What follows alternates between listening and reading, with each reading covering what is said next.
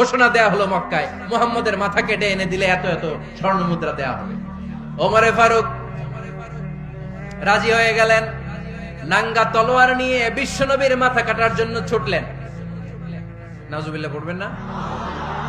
বনু জাহরা গোত্রের এক লোক বলে, আইনা ইয়া ওমর, কই যাও? মুহাম্মদের মাথা কাটতে যাই। আরে মুহাম্মদের মাথা কাটতে যাও? তোমার বোন ফাতিমা বিনতে খাত্তাব আর তোমার বোন জামাই সাঈদ কদ সাবাআ, এরা তো ধর্ম ত্যাগ করে ফেলছে, এটা তো আমাদের ধর্ম ত্যাগ করে মুহাম্মদের ফলোয়ার হয়ে গেছে। আগে ওমর ঘর সামলাও, পরে মুহাম্মদের মাথা কাটতে চেও। ওমরে ফারুক অবাক হয়ে গেলেন, তলোয়ার নিয়ে বিশ্বনবীর দিকে না যেয়ে নিজের বাড়ির দিকে চলে গেলেন। বিশ্বনবীর আপন বোন ফাতিমা বিনতে খাত্তাব, বোন জামাই সাঈদ আর খাব্বাব রাদিয়াল্লাহু তাআলা আনহু তিনজন মিলে সূরা তাহা তেলাওয়াত করছিলেন। পড়েন সুবহানাল্লাহ। মক্কায় লুকিয়ে লুকিয়ে দাওয়াত হতো। খাব্বাব রাদিয়াল্লাহু তাআলা আনহু একটা চামড়ার ফলকের মধ্যে সূরা তাহার কয়েকটা আয়াত এনে ওমরে ফারুকের বোন আর বোন জামাইকে শিক্ষা দিচ্ছে, ট্রেনিং দিচ্ছে। সুবহানাল্লাহ পড়েন। লুকিয়ে লুকিয়ে ওমরে ফারুক যখন ঘরে চলে আসলেন, এরা তটস্থ হয়ে গেল। সাইয়েদনা খাব্বাব বিছানার তলায় লুকিয়ে গেলেন। ওমরে ফারুক বললেন, দরজা খোলো। ফাতিমা বিনতে খাত্তাব দরজা খোলার পরে নির্মম ভাবে সাইয়েদনা ওমর রাদিয়াল্লাহু তাআলা আনহু বোনের গায়ে আঘাত শুরু করে দিল। বোন জামাইকে আহত করতে শুরু করলো আর বলতে শুরু করলো, তোরা পাগল হলি কেন? কি আছে ওই মুহাম্মাদের মধ্যে? কি জাদু নিয়ে এসেছে? সে যাই বলে লোকজন পাগল হয়ে যায়, সবাই তার উপর কালিমা পড়ে ঈমান এনে ফেলে। কি এমন জিনিস তোদের কাছে আছে যেটা দেখে মুহাম্মদকে তোরা ভালোবাসলি? কি আছে? কি পড়তেছিলি আমারে দেখা। ফাতেমা বলে, ইন্নাকা রিজসুন লা ইয়ামাসসুহু ইল্লাল মুতাহহারুন। ও আমার ভাই ওমর, তুমি নাপাক। তুমি কি? লা ইয়ামাসসুহু ইল্লাল মুতাহহারুন, পবিত্রতা অর্জন না করে এই কোরআন ধরা যায় না।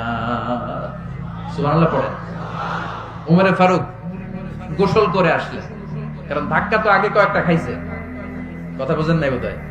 প্রথমে দোয়ার ধাক্কা, পরে কোন সূরা দিয়ে ধাক্কা? হাক্কা দিয়ে ধাক্কা।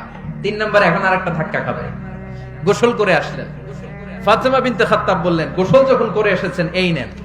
ওমরে ফারুক এবার চামড়ার কাপড়ের মধ্যে সূরা তাহার প্রথম আয়াতের দিকে নজর করলেন। নজর করেই কোরআনের প্রেমে পড়ে গেলেন। পড়েন সুবহানাল্লাহ।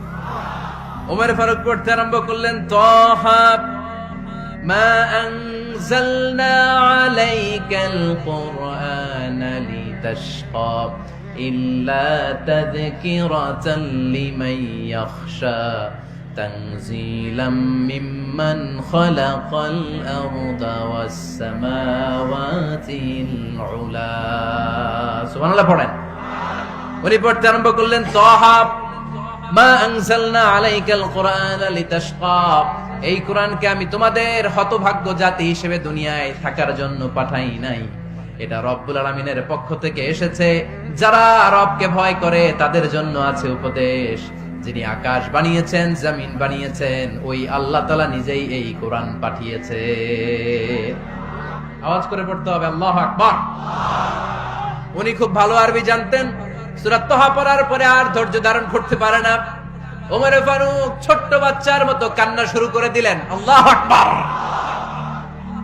সূরা তাহাটা হাতে নিয়ে, তলোয়ারটা হাতে নিয়ে বিশ্বনবীর দিকে ছুটতে আরম্ভ করলেন। আইনা মুহাম্মদ, কোথায় মুহাম্মদ? তোমরা আমাকে মুহাম্মাদের কাছে নিয়ে চলো।